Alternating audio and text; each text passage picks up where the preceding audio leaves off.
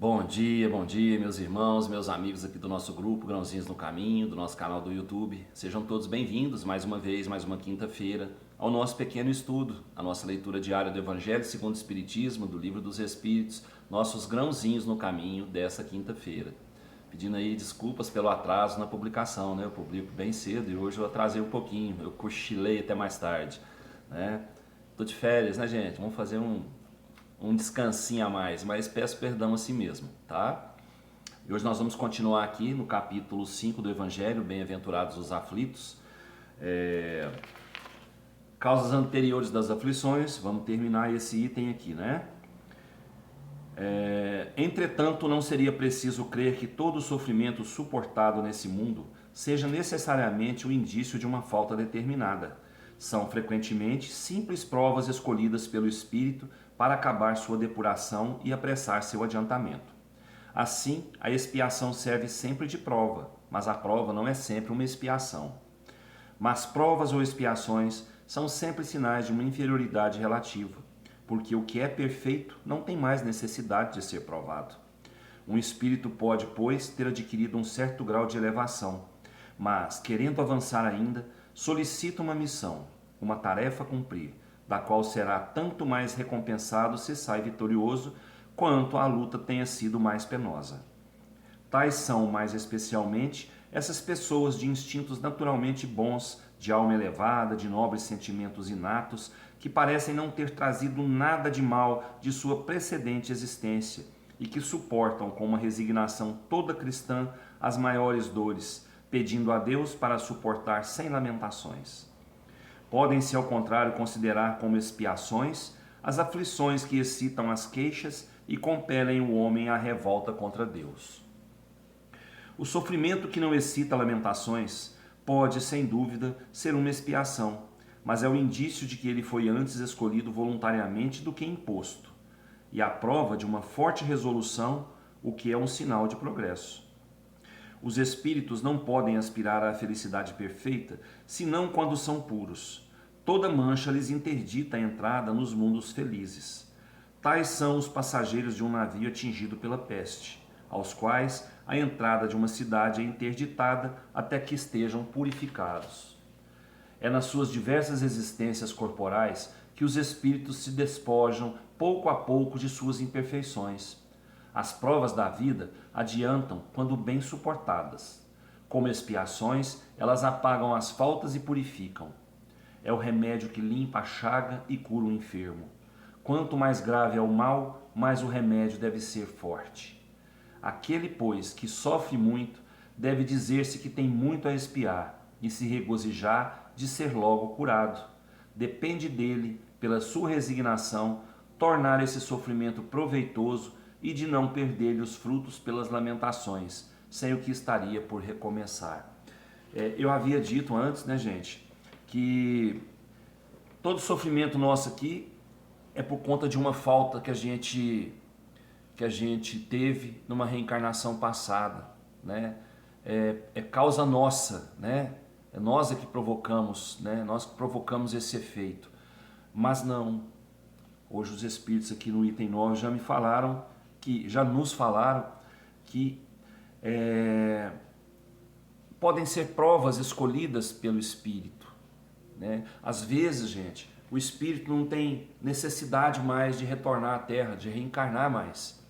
Mas ele pede para passar, ele quer se adiantar mais ainda, aí ele pede para voltar, né? Para passar provas, né? Para ele poder crescer mais. Aí ele vem em missão de ajudar, né? Em missão de elevar alguém, de buscar alguém que está lá no fundo do buraco e trazer esse alguém à luz, né? Então, as provas que esse espírito passar, quanto mais pesadas forem, mais ele vai se adiantar, né? Para nós é a mesma coisa. As nossas provas, quanto mais pesadas forem, é sinal de que nós temos muita coisa, né? Muita coisa pesada que nós fizemos, né? E que nós precisamos passar por essas provas para apurar nosso espírito. Nem toda prova é expiação, mas toda expiação é uma prova. Não é isso que eles disseram aqui? Quer ver, ó? Bom, é isso. Em suma, é isso, né? Nossas provas são para o nosso aperfeiçoamento. As nossas expiações são para resgate de coisas que fizemos erradas. Fizemos errado lá para trás, né? Mas nem toda prova é uma expiação, mas toda expiação é uma prova, tá? E nós temos que passar por essa prova com resignação, com aceitação e com muita gratidão ao Pai por nos permitir, né, tentar melhorar. O Pai quer que todos sejam melhores a cada dia e a nossa obrigação como cristão, como filho de Deus, é ser melhor, é fazer, né, o outro melhor também, tá certo?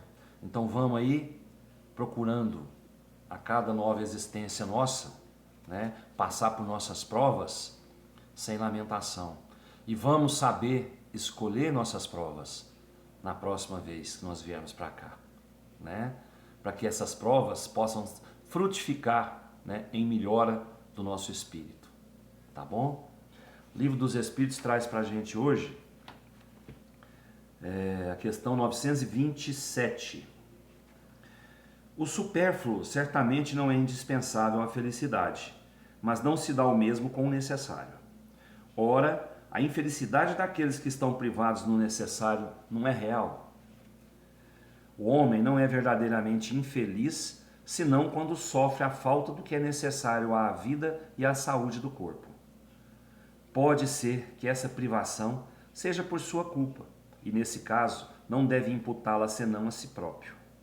Se ela é por culpa de outrem, a responsabilidade recairá sobre aquele que lhe deu causa. Gente, nós temos todo o necessário para nós, não é? Quando a gente não tem o necessário para a nossa vida e a nossa saúde, aí a gente pode se considerar infeliz. Poxa, porque o resto eu tenho tudo.